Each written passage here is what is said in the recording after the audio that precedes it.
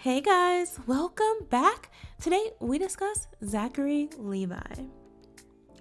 Radar Online is reporting on the recent Twitter controversy concerning Shazam star Zachary Levi and his apparent condemnation of pharmaceutical company Pfizer, which has led to him being canceled all over social media. Now, if you recall, it wasn't that long ago that Levi was being defended by the left after co-signing DC's new leadership in their decision to get rid of Henry Cavill. Fans of Cavill saw this stance as a cowardly attempt at throwing his colleagues under the bus to save himself. But fast forward to today, and the roles have reversed.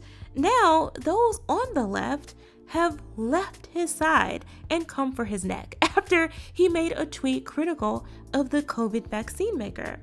I've always found these controversies to be quite interesting, especially when the capes come off and the attacks become personal rather than simply critical of an opinion or idea, and even more so when they're so obviously hypocritical as here. Look, the problem with Big Pharma is near universally recognized. It's over-involvement in politics and, more importantly, prioritizing selling treatments over developing cures.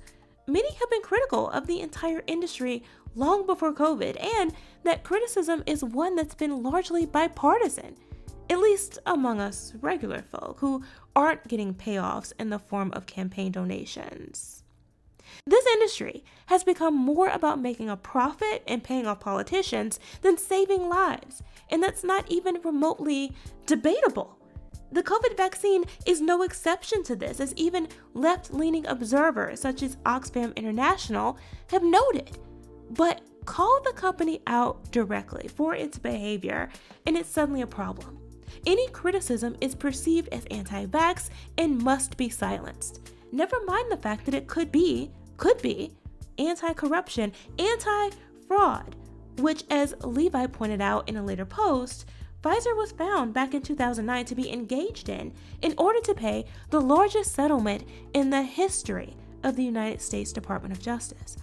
Of course, none of that matters.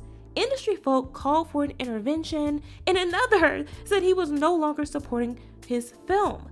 Mind you, these people haven't come out against Ezra Miller or his Flash solo film yet.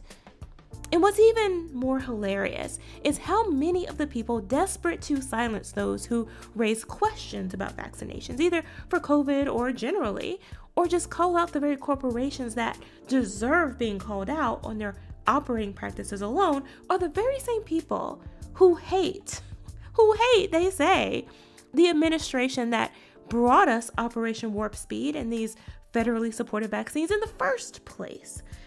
And so you have these people on the left tying themselves in a knot to defend big government and big business and their unethical intertwined relationship. All of them turning on one of their own, one of their faves, simply for not going along with the narrative.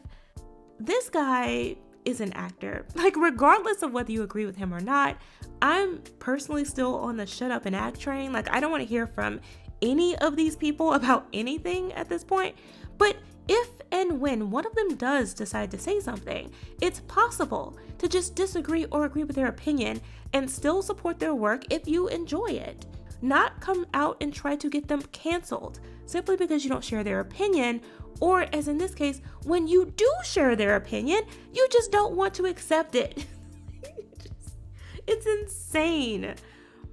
But hey, those are my thoughts. Let me know what you guys think in the comments below. Thanks for watching. Remember to like, comment, share, and subscribe, and I'll see you next time.